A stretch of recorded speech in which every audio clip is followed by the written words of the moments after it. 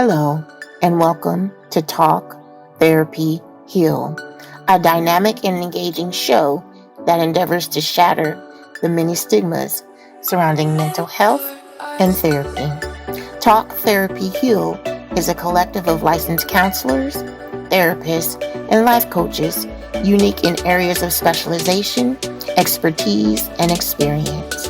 Through the art of curated, genuine, compassionate conversation, we get to the deep things. We are so excited you chose to begin your healing journey with us. Tune in to Talk Therapy Heal.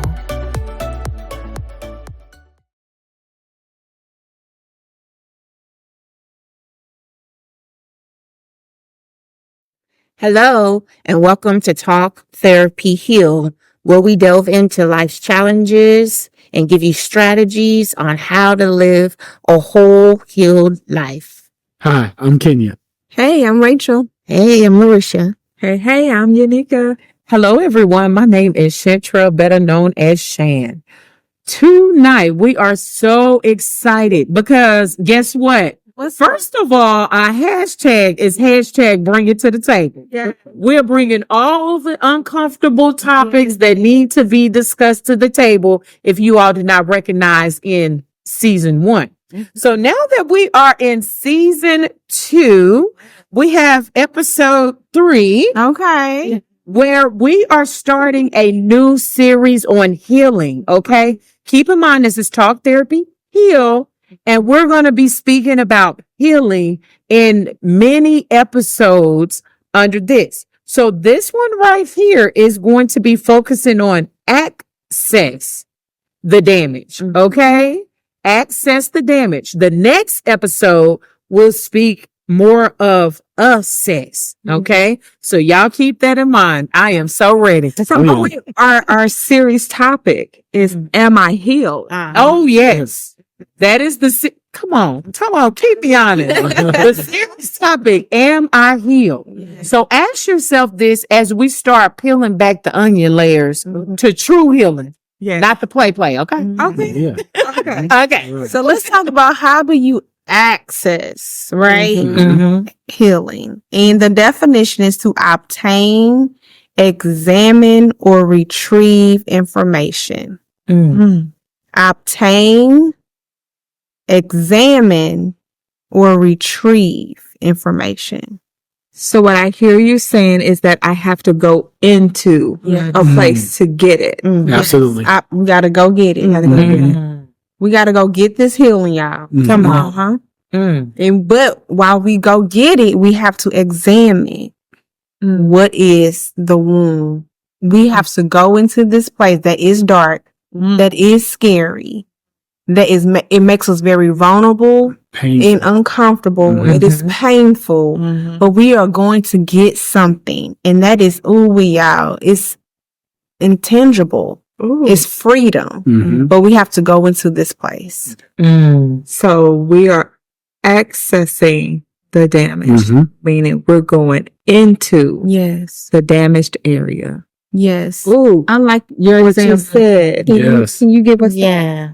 So I was thinking about some of the natural disasters and even I would say the really great thing or grave thing that we experienced on 9/11, right? During that particular time, we know that the towers came down, terroristic attack across the United States.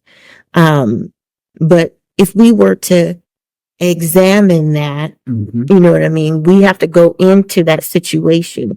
And so if we were to look at like ground zero, what happened was all of the first responders came, police officers came, military came, bystanders were there, and they were there looking at the damage that was around them. Not only that, they were looking and seeking for employees, just people that were in the specific area. And so they were, I'm almost positive they were looking at the damage, but they were looking at the lives that were lost in there. And so there was probably so many avenues and so many lives. I'll just say the lives that were lost. Maybe some may have phone calls, Mm-hmm. right, to family members. Maybe some were in the middle of doing work, sending messages or in meetings or what have you. But in essence, if we are to access the damage and to heal, they, in that situation on ground zero, were there to gather that information, to examine really what was really needed in order for the restoration process or the healing process to begin. So that's a natural, you know what I mean, example. But mentally, Yeah. you know what I mean, as people, how do we access the damage as a people? As a therapist in the counseling room, when I bring clients in, the first thing I would ask them is, how can I support you now or in this moment? I don't say, what's the problem? Right. Right? Because the problem can bring about more stress and anxiety. But I ask, how can I support them? And so in that process, I'm examining and I'm gathering the information that's needed in order for me to formulate, I guess, the picture for the treatment. If that makes sense. Mm-hmm. Absolutely. That's good. It makes me think about, as we're talking about damage and access the damage. I know sometimes when it comes to healing, that individuals desire healing. You desire change. You desire, I know it's got to be something better than this, but maybe are in a place where like, I don't know what to do as a first step to start my healing. I don't know, and as you all are listening to us on tonight, put yourself in this place. Some of you may want true healing. You tired of things being the way that it is. You see other people around you who seems like they are healed and you want to be healed. But then you may ask yourself, am I really ready for this? Some may even talk themselves out of it. Mm-hmm. And so it's like, I'll go to my first appointment with my therapist, but in the back of my mind, I don't know if I really want this because it's unfamiliar territory. Uncharted waters. Yep. Uncharted waters. That's amazing. I want the healing, but I don't know what to expect in starting my journey to healing. So you all are speaking about access the damage. Wow. So I was just thinking if I was going to access the damage, it's going to be uncomfortable. So that's why I'm really trying to reiterate this to you, that when you do make a decision to heal, you're going into a place where you are unveiling the part that has been wounded in you. That's good. So I'm hearing you all talk about accessing the damage, right? But in the first step to getting into that place, but when we have to first start off by admitting that something has happened, Yes. that something is wrong, something is off, something is not quite feeling the way that I think it should. Therefore, I know to look or to go seek and say, oh, you know what? I don't know what it might be, but I'm not feeling like myself, right? Something is off, but I can't put my finger on it, but something is off. And so I want to let you all know it's okay to feel that, right? It's okay to feel that way. But if we're going to go deeper with it or to even determine what the thing is to say that I am going to talk to someone, I am going to look at this thing, I first got to make that determination that something has happened. I have to admit that. And I think a lot of times people don't want to admit that. It's hard to admit that something has happened because maybe that something that has happened not just affects you, but affects other people. You know, I can't help as to when we go through this series, but to look at it from a mental health, but to make it make sense in a physical. So that way it'll make sense in the end in a mental health. what I find is that we as a people, especially if we're not accustomed in our environment of speaking about healing, this is uncharted territory for a lot of people. I think the pandemic paused and woke up a lot of things where people had to realize something is off. It is easier for us to go to the doctor, but generally it's the emergency room because some people wait until the last minute and say, my arm went numb. Something, oh my God. And you're trying to explain, you can't put your finger on it. It's the same thing kind of like in counseling. So as they were speaking about uncharted territory, I'm going to say this, but I don't mean to sound as direct. So please don't take this in a negative way. Have the same energy that you have when you go into your doctor's office and say something is off, something is wrong with my arm. I can't put my finger on it. To know that, of course, we're going to talk about the next show, which is assessing, but access. You got access to healthcare so they can identify the damage of what's going on. It's the same thing when it comes to mental health. When you say, for example, I notice I sit in my house. Now, of course, we're professionals, so we would probably be able to say, oh, that's that. I sit in my house. I don't like being around people, and I keep the curtains drawn all the time. I don't want to be like this. I want to heal, but I don't know what it takes to get there. What we're trying to describe in tonight's episode is the first steps. It's going to be uncomfortable, but it will be okay. And it was something that you all said, and I don't want to get ahead of myself, so I'm going to shut up. But I'm going to write it on my paper just in case. But go ahead. I was just going to say, you got to be open to the process. That part? That's what. You got to be open to the process, open to hear the very thing that you're going through or to hear the very thing that causes the damage. You got to be open to want to feel. I said, you got to be open to want to feel, right? To feel the feels, because we can't heal what we have confront, right? So you got to be open to feel the feels. So then that takes us to what's your emotional intelligence level? Ooh, it's a whole nother time. Yeah.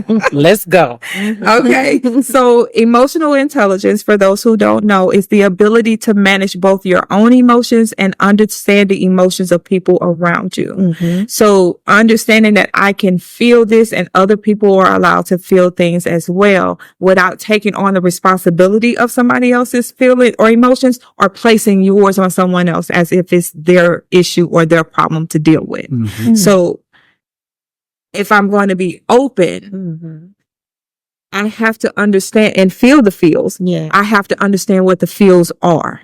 Wow. What are the feels?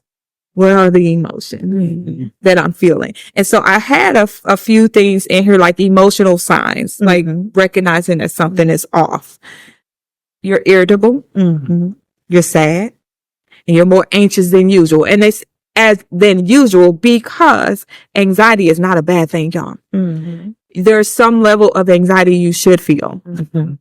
It's just when it's more than usual or it's overtaking you that it becomes a problem. But if you feel these things, then you know something is off. Yeah.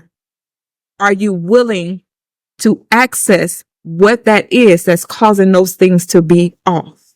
Yeah. If you have unexplained aches and pains in your body, are you willing to access what's causing it damage? Are you willing to examine and retrieve information Right. About why you're feeling aches and pains, why you're feeling irritable, why you're sad? So you got to get tired of being in that cycle in Ooh, order that's a good to, one. you know, Mhm. because that's when we see clients is when they're tired of that cycle of being in that ache pain cycle, that pain cycle. So in order to access, you got to get tired and fed up. Sick and tired of being sick and tired. Yeah. Yes. Yeah. Mhm. Yeah. I think of the phrases, it's okay that you're not okay. Yeah. Yes. Mhm. And then I also think of the struggle is real. Yes. You know what I mean? The struggle really being Mhm. real. So that acknowledgement, right, that something is happening needs to take place. Or that you've been through something Absolutely. needs to take place. And going back to what Nikki was talking about, emotional intelligence, the ability to manage both your own emotions, I think we stop right there. You've got to be able to feel, regulate, understand your own emotions. And I think for a lot of people, that healing process is hindered because they spend too much time trying to understand somebody else's emotions. So I feel a certain type of way and I'm not feeling good about it, but Joe don't understand me. And I don't know why Joe doesn't understand me. And so that frustrates me because I'm worried more about Joe not understanding me than me understanding myself.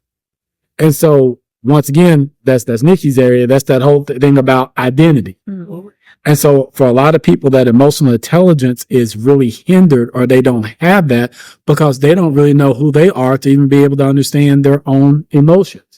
And so if you don't understand who you are, it's going to be harder for you to tell a doctor, a therapist, or anyone else that you're seeking help from to give them the information that they need to access in order to be able to help you. So that emotional intelligence plays a big part in that. Is you have to be confident within yourself. You have to be truthful with yourself. You have to be willing to go to an uncomfortable area, seeing the sickness or the healing that needs to take place, but still looking forward to the healing that's going to happen. Because for a lot of people, they jump straight from, oh, I'm sick, I want to be well. But it's the journey. It's like you said, it has to be that marathon. It's not going to be a sprint. You know, if I may, when you all speak about emotional intelligence, it made me think about this. Whew. And when I think about the change in myself. So let's go to social media, right?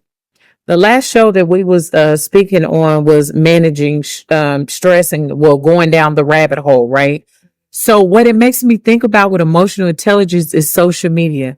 Have you all, especially in this political environment and all this stuff that's going on in the world, seen people in the comment section just arguing with each other?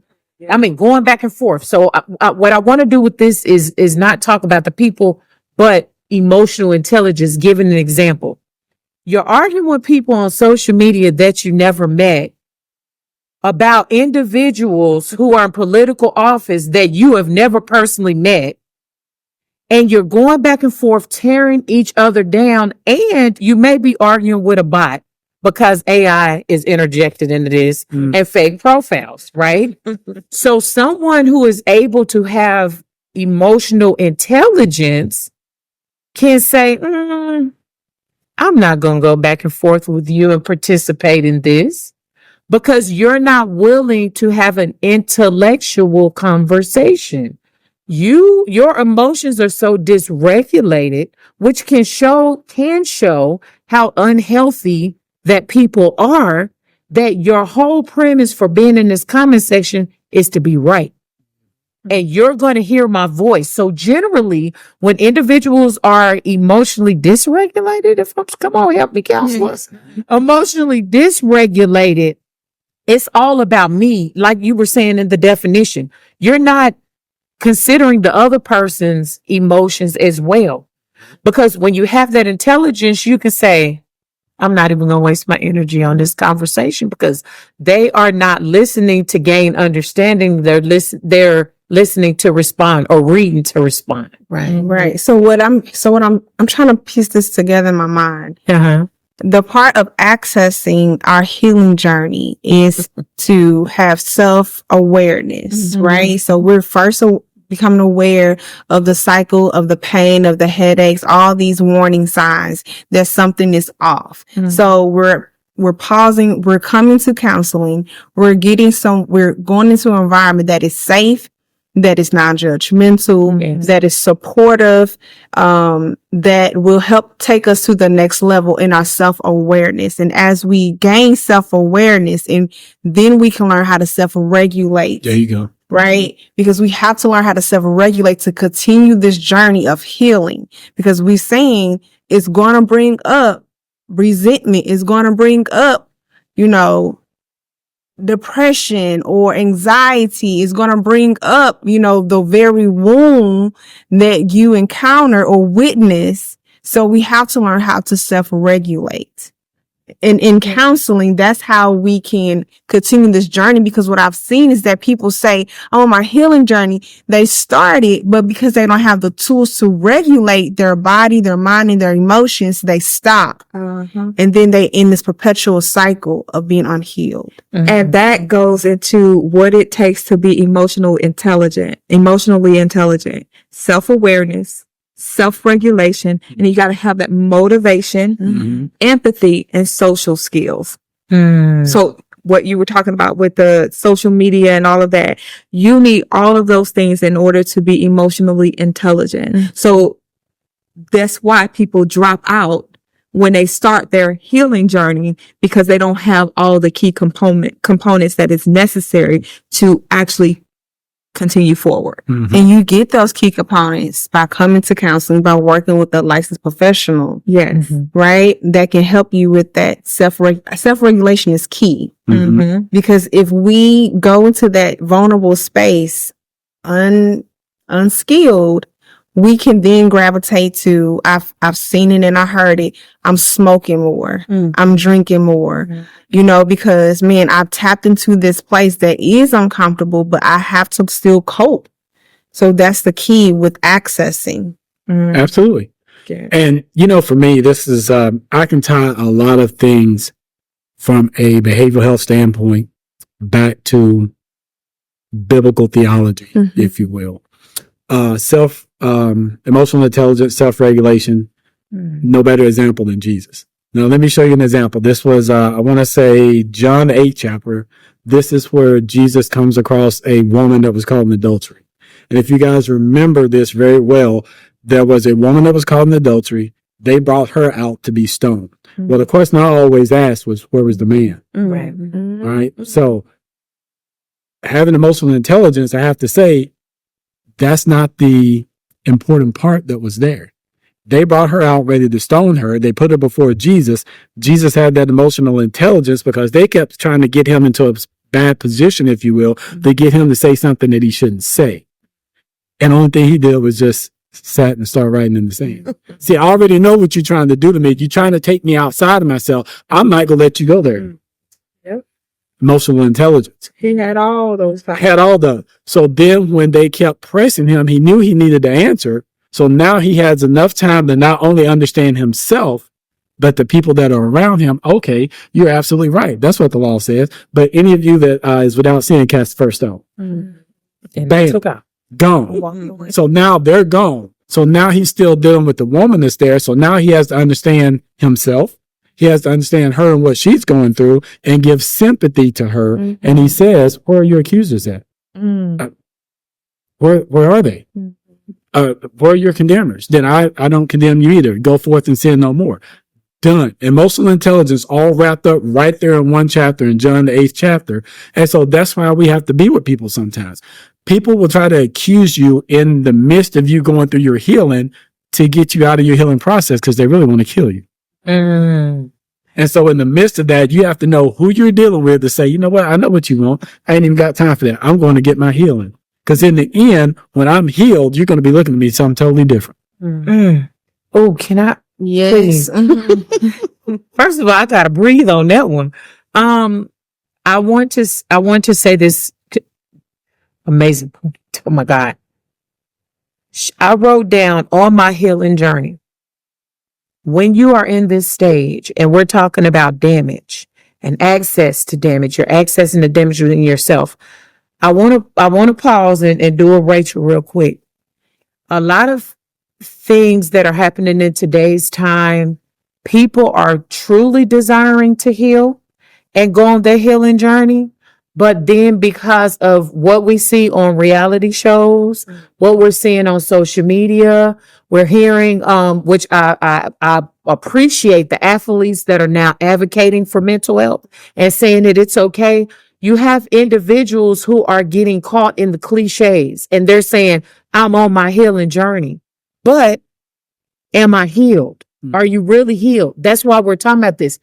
Be mindful that if you're going to get in this thing, that you really want to get in this thing to be healed. not because that's the cliche or you were watching some reality TV show and somebody spoke about when they went to their counselor and now it's the it thing to do. Mhm. So what I'm hearing you say is that you need to be honest with yourself about where you are and what your goals are. Yes, ma'am. And be cautious with who you're with on your journey. That's the one. That's the one. Because misery loves company, as they used to say. Yes. But like Rachel said, you have to be careful who you're with on that journey, because everybody doesn't want to see you heal. Some people are comfortable with you being in that situation because why? They need you to be that way. And it benefits them. And it benefits them. Yes. See that? Man, this I is know. good. This is good. And I could go on and on like that for days. I mean, I ain't no conspiracy theorist or nothing of that nature. But when it comes to the pharmaceutical industry, are you really healed? No. It's a Band-Aid. No, because they say side effects are Yeah. Yeah. Real fast with a pretty picture Right. that they put up there to people happy. Yes. It's an illusion. So again, fantasy versus reality. So are you living in fantasy saying I'm on my healing journey? Or are you desiring reality to be healed and start accessing the damage? How bad do you want it? It just hit me, y'all, when you said pharmaceutical and the illusion and all of the things. And I'm like, when people are saying they're on the healing journey, are you out there taking a pharmaceutical drug or a placebo of a healing versus the real true healing? So all these people you're looking at, you're watching, you're following the communities that has been built on the medias. Are they really truly giving you a real true way of healing? Or is it a placebo effect to where it only lasts, or with the pharmaceuticals where the pill only covers so much for so long, and then you need a different drug because that one is no longer doing what it says that it would do. It's no longer effective. Right. So let's insert this. It is okay. Remain on your medication. Yeah. Please. Yeah. Please. Take your Not saying that, medication. yeah. Continue to take it, but we've seen also you have to do work to be healed. There is this process that we are unveiling to you over the series of healing. Am I healed? That's going to walk you through how to do this in conjunction with any pharmaceutical medication that you're currently taking. Yes. Even the severe mental health illnesses, right? Because it's like emotional, but it's also mental. So I just want to make sure that we are aware of this, because you have trauma that you need to unpack, right? We kind of talked about that last episode, unpacking your bag. So this is what we're talking about. To be sound and healthy again is to unpack this bag. Absolutely. And I think another thing that Rachel was talking about, you have to be careful of the people who are around you in this healing process, but also understand you're going to need some people around you in that healing process. Yes. And I'll just use myself as an example. For a lot of you that don't know, I had 2 major back surgeries within the last 2 months. If it had not been for my wife, I don't know what I would have did. Couldn't go to the bathroom by myself, couldn't take a shower by myself, could barely stand up. I had to have somebody there that was my helpmeet, if you will, who was supporting me, who was going to help me in my healing process. Because I won't lie to you, part of the way through that, I was just like, Lord, you can take me anytime now. Because this is painful. It hurts. If I would have had to do that on my own, I don't know how I would have changed bandages and things of that nature. You have to have the right people in the right place at the right time to help you as far as your healing goes. And they have to want the same healing for you that you want for yourself. Absolutely. And in conjunction with that, because you're right, we need people. Yes. And we talked about the importance of connection in a previous episode in season 1. Go back and watch it. But when we're talking about needing someone or just being there, and we have to create an environment where you can think about what you're experiencing without feeling rushed or judged. So you have this goes as an internal thing. You can't judge yourself about where you are. So if you start accessing the damage, you're like, oh, that's too much. Don't judge yourself about how you got there or how the damage occurred. You are at a place where you are trying to heal. So it's not about judging where you start. And don't rush the process. We see that a lot in therapy where people want to get from point A to point B without going through the process. You cannot go get your healing without the process. You have to go through the process. And this is what we're walking you all through is the process of healing. That's why we're not doing it all in one episode.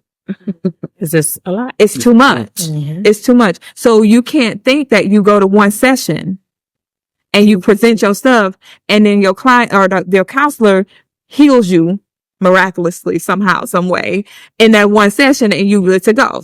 Yeah. Right. Yeah. We're not Jesus. At all.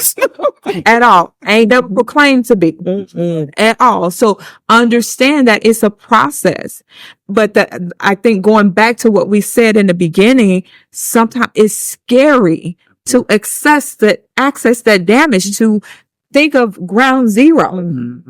How scary could that have been for people who were the first responders down there to go into that place not knowing what was going to be uncovered? That's right. And then they had to, a lot of them probably had to go to counseling and get healing just off of Seeing the damage. Seeing that. firsthand, the, trauma, the mass casualty, as we called it when we were in the military. So I definitely couldn't imagine, but I want to share this as well. Cause this is a recent conversation I actually had earlier today. As someone had mentioned trauma, whether it's depression, whether it's whatever it is that your damage is, whatever it is that you're dealing with, a lot of individuals are very hesitant, especially when you come from I'm not going to say a strong, but a real connected family unit, that I will not go and get the healing that I need because something may come out and I don't want to hurt my sister. I don't want to hurt my cousin. So basically what you're doing is you're talking yourself out of your own healing. It's not about them. It's about you. Which is why when you show up to therapy, unless you're in family therapy, when you show up in individual therapy, your family is not present. And that's what I tell clients. This is between you and me. And when we are talking, your sessions are not about me. They're about you. So when you bring something to the table, To the table. Hashtag. it's all going to go back to you. No matter who else was involved, it comes back to you.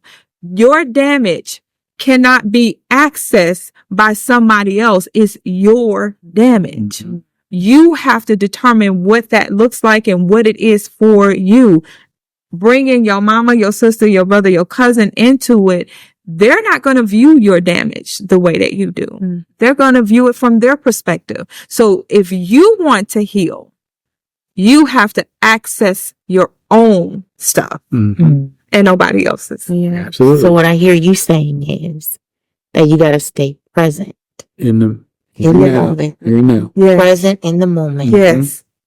Facing, dealing, processing the damage. Because if you go off somewhere else, and when I tell my clients they went off into a digital headspace, when they go out into the past or whatever, and they're not in their analog time right here, right now, it's difficult to heal from something that you're experiencing now or to even access it if you're somewhere in the past or if you're somewhere in the future. It's difficult. How can you? How can you?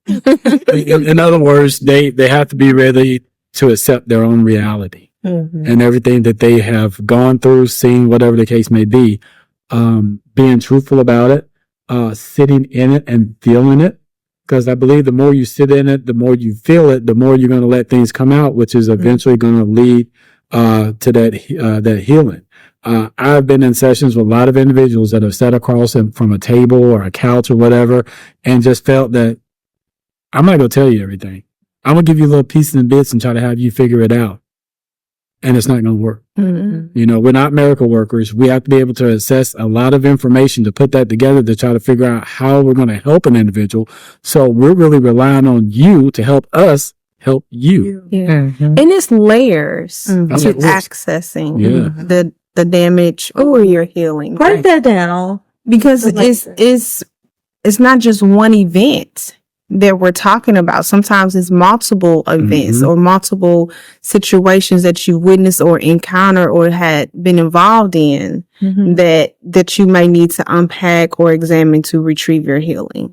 So that's the layers I'm talking about, because something may have happened in childhood, something similar may have happened in your teenage years, and then now you're an adult and now you have a hard time relating to people. Well, you may come in saying, I need help talking about how I can relate to my boss. But in reality, we also need to access the fact that something happened to you when you was a teenager and bam, something happened to you when you was a child. So that's the layers that, people come in with, and they think, oh, something's wrong about right now. But over the journey of healing, you will go through the different episodes or situations that added to that.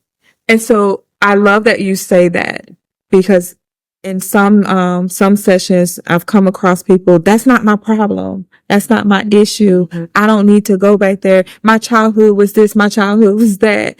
And the more they talk, the more you hear the little boy or the little girl that's Screaming. speaking. Yeah. And it's like, oh my God, you don't see it. You're afraid to access that damage because of the fear of it might interrupt somebody else. And so we're always keeping someone else at the forefront of our healing. You cannot heal, again, what you will not confront, and you cannot heal trying to protect other people. That's a good one. So it might be safe in a therapeutic is to address the immediate, but as you continue to build rapport, you would continue to access the teenage years, the childhood years.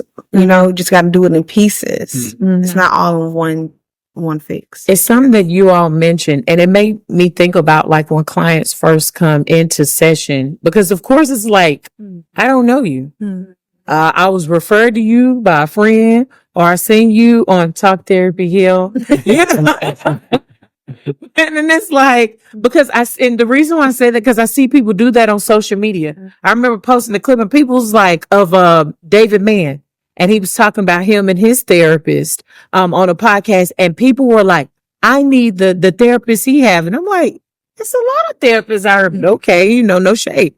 However, when you mention rapport,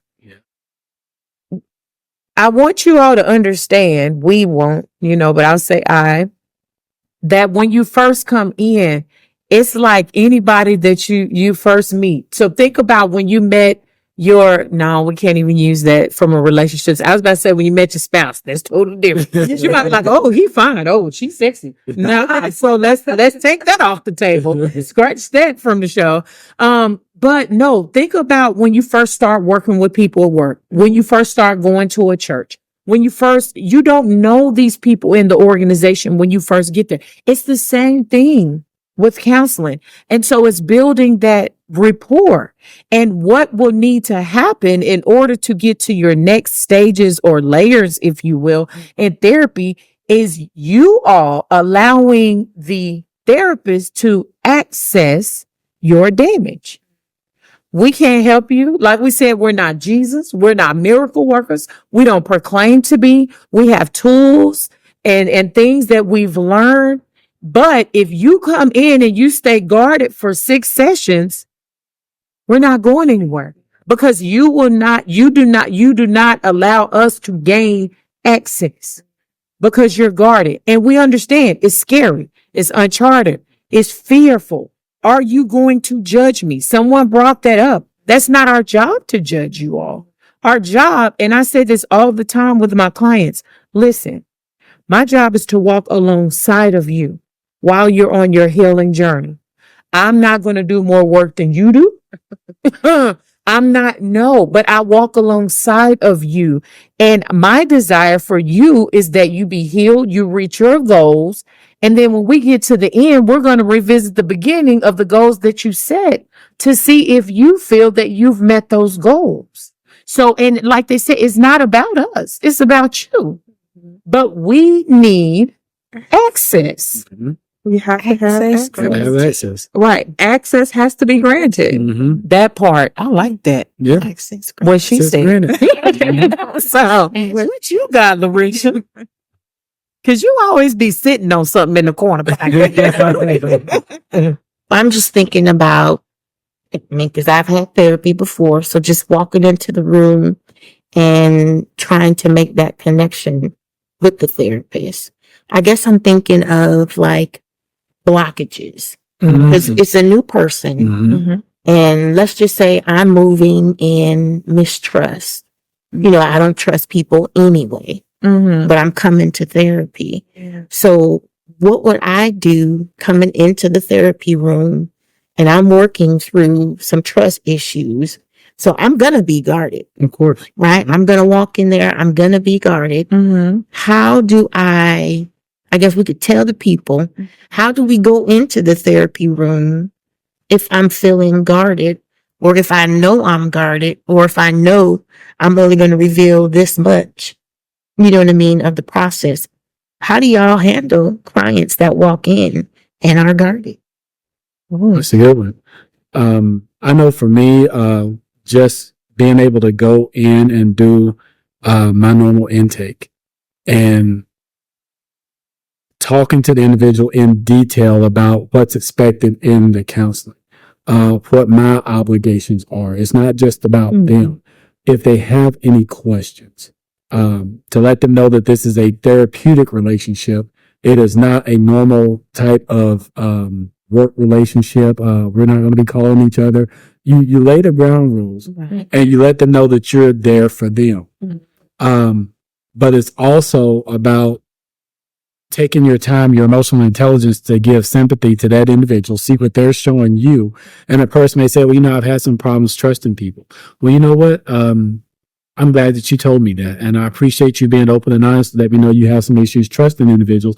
And as your therapist, I want you to be able to trust me because I'm here to help you. Exactly. It's just reaffirming. Right. And when those individuals hit those areas that you know it was difficult for them to draw that up, you've got to be able to give them that attaboy, you know, and you have to remind them that, hey, when you're in this therapy room, everything you say is between us unless it falls within bam, bam, bam, bam, bam. Right. And I think that builds that rapport for those individuals. And if you give them a few pieces of bread, then they'll come back for more of the road. Right. So yeah, I was gonna say probably the same. of when I start the process, it's like you said, building that rapport. But when I started, it's almost like we're just gonna have a conversation. Let's talk. I'm not asking you why you here. I'm not asking you what happened in your childhood. I ain't asking you none of that. Let's just get to know one another. So creating that space to where it's accepting. I'm accepting you for who you are and all of what you are presented to me right here, right now, without judgment. So whatever you feel like you need to tell me, tell me. And then I soften that too with telling them something about me. I'm gonna give you a little bit about me. Self-disclosure. I know people are afraid of that in therapy rooms, but self-disclosure is actually how you pull that client in so that they can tell you, well, I don't really trust people when I got this big old fortified wall I built to keep people out. And that person includes you. Cause then I always ask, well, if you have an issue when they finally do break down and say that, well, I have an issue with trusting people. I said, well, why did you trust me? You came here and you told me very intimate details about you. Why did you trust me? It was something about how you presented yourself. It was, and this is what I get all the time. It was something how you presented yourself. You made me feel comfortable. Right. There you go. To be able to tell you my truth. So with that being said, it is okay to do consultations Yes. with therapists to see which one you feel safe with. Yes. Right? Just because you make that initial appointment, I'm not telling you to hop around, but ask for a consultation. That's typically a free session, right? Maybe like 10 to 15 minutes where you just catching the vibe. How do you feel? discerning that the other individual and if they're trustworthy. So just use these things as a tool because you want to start this journey with someone that you do relate to. I think a lot of times it's also how the therapist presents themselves in that first session. Yes. I will tell you that I have had to do this a lot. I've had a lot of people that would come in, and I'm just a bubbly person. You come in, hey, good morning, how you doing? Hey, go ahead and have a seat, whatever you like. I'm just going in it like that. But I came across an individual, and has the more of a conversation we got into, I realized that I had to change a lot. Sometimes I can be very direct. When I sit, a lot of times I'm really getting into that individual. But what I was doing was making that person uncomfortable because once I found out what their issue was and that they were having a conflict with another African American male that they felt was very strong. Now here I am sitting like this with my legs crossed and what do you think that did to that individual? So I had to let go of the notepad. I had to push away from the desk, my chair a little bit and get comfortable and let them know that it's okay. You're in a safe place. But if I would have kept that same demeanor up, then that person would be like, well, you just like this other guy. I ain't coming to see you. So sometimes it's about changing on the fly once stuff is coming out of people's mouths so that you make them feel more comfortable. And I learned that not only in school, because I had one of my professors when we were in supervision, he was like, you know why she's not talking to you, right? And I was like, no, she said, because you're a lot like her father. I'm like, how you figure that out? And he was like, look how you said, she's sitting there telling you about all the stuff that you did, how people basically talked down to her. There was always an authoritative figure over her. And here I am with the crossed legs, shaking the foot, and she's just sitting there like, And so the next session, when I went back in, I totally changed everything. And boy, when I tell you the floodgates came open. Right. So your therapist has to be aware of the individuals that you're dealing with. You're going to hear some things that you probably ain't never heard before, and you have to be ready for that and have the emotional intelligence and the therapeutic skill to say, I'm not showing all this in my face, my actions, because that's what throws a lot of people off. What? It's the number. You did. Kills it every time. Yeah. They start doing up. Yeah. Yeah. The reason why, so I asked that question because so they can, you know what I mean? So they can know. But what I hear just from everybody is that, so we are going, and I say the therapists, counselors, we're going to model the behavior. Yes. Right? We're going to model the behavior that you need to see. You know what I mean? Yep. Creating that safe space, creating those bonds of trust, creating, you know what I mean, an openness and an honesty in the room. You know, a good therapist, a good counselor will do that. Yes. You know what I mean? So we'll model the things that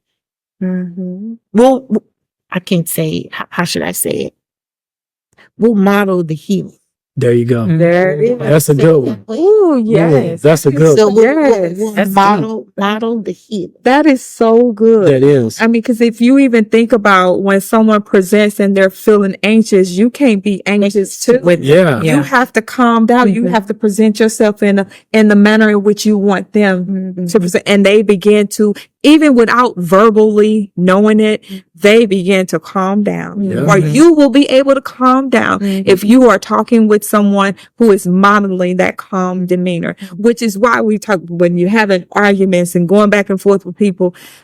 And folks say, I match energies. Lord, don't match the energy. You can change the atmosphere. You can change the energy if you just remain calm, because only a fool is going to keep yelling and screaming at somebody or themselves for so long. Like, really, you're going to eventually calm yourself down. Right. And what I wanted to share too is, I know sometimes I want to kind of speak to fellow therapists. Some of the things that I've heard from clients, like, especially like if I have a client that has seen multiple therapists, well, the first thing I would think is, are you counselor hopping?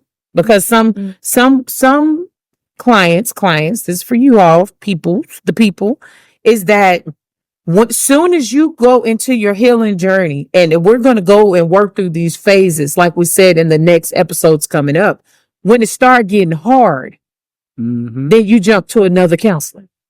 Then now this counselor is working and you starting to ask me questions, which is really the root of your problem. Then you go and jump to another counselor. Now you're on counselor number 6 and you wonder why you're not getting healing. This is why many therapists ask in the beginning, because I know I ask individuals on that 15-minute consultation, are you sure you're ready for this? Because if not, I may not be the counselor for you. I could refer you somewhere else and I give you some referrals. However, I've heard clients say that, because, okay, well, you were saying this counseling first. So how did you end up over here with me? Because I'm trying to see how, trace. I'm trying to access is some information so I can see if the damage, all the things, right? Follow me now. Yeah. But what tends to happen is sometimes fellow therapists, some of our fellow colleagues, when you are with clients, you talk above their head. Yeah. You're talking about psychodynamic, and when you do this, and when it comes to cognitive behavioral, and they sit up and look at you like, what is that? They didn't go to school. So it was something very important that was said is now we ain't telling y'all to disclose all y'all information, but we saying when you building rapport, we're all educated that is in this field. They don't understand unless you break it down into layman's terms almost. And we do understand that people learn in different ways. So be mindful of that. And if you're a client and you're going to a clinician, the mental health provider, and they're all up in the heavenlies, in the counselor heavenlies, just simply let them know, I don't understand a word that just came out of your mouth. Yeah. Please make it make sense for me, because right now you're speaking as if I went to counseling school. I don't know what psychodynamic means. Who is Bowen? I don't know who that is. What you mean Bowenian theory? All this kind of stuff. So be mindful of that as well. So I bring that up to say, clients, if you're or individual thinking about counseling, don't go to the one counselor and try the one counselor for 2 sessions and then give up on your healing journey. Please don't do that. Like Rachel said, this is how I tell clients. It's like when I say a job interview, I think different. That's a whole nother story. But this is someone that you're going to build a relationship with to help you. You have to feel comfortable with them. If something in your spirit feel like they're not the one, it's okay to let them know. I'm going to keep looking. Mm-hmm. Because you're going to come across that person, just like Nikki said. I don't know what it is about you. I just feel like you're the one. And 9 times out of 10, they're the one to walk alongside you on this healing journey. So please keep that in mind. Don't get discouraged and stop and say, I tried counseling. It didn't work.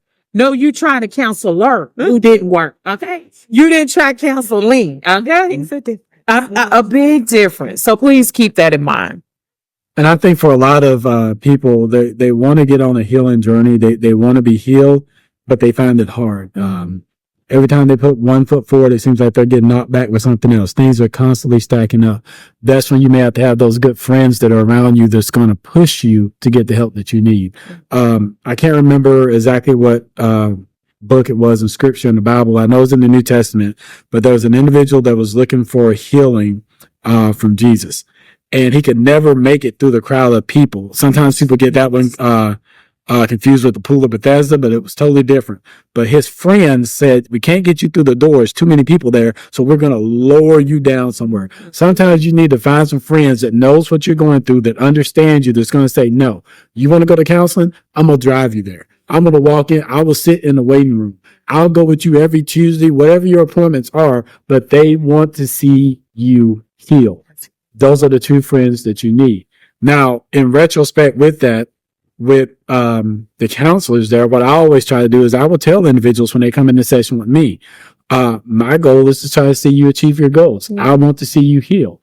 If that is not with me as a counselor, then let me give a referral for you for someone else. But I still want to see you heal. Yes. Doesn't matter if I'm giving the medicine, the nurse is giving it, the CNA. I just want to see you heal and in that whole place where you really deserve to be. Okay, yeah. My goodness. So this has been a lot with the first episode of accessing the damage, meaning y'all have to let us in. Yeah. You have to let us in. I got one last thing that I want to say, and I want to open it up for you all for if you have any last things you want to say. But this is my thing. By breaking down and understanding what it means to access the damage, you can start to gain a clear picture of your mental and emotional state. This foundational step is crucial to beginning your healing journey. So just remember that you have to access first in order to even start healing. That's good. I think my closing remark, I'm gonna say exactly what the conversation I had with Nikki is: make the decision to choose you when it comes to healing. When you start to heal and go in a positive direction, please understand that 9 times out of 10, probably more than not, everything is going to come at you to make you want to give up, to make you want to quit. Do not quit. Forge forward towards your healing, because it will definitely be a true blessing and freedom on the other side of the bondage that you're currently feeling. I'll just end it by saying nobody goes to an open house without looking inside the house before they buy it.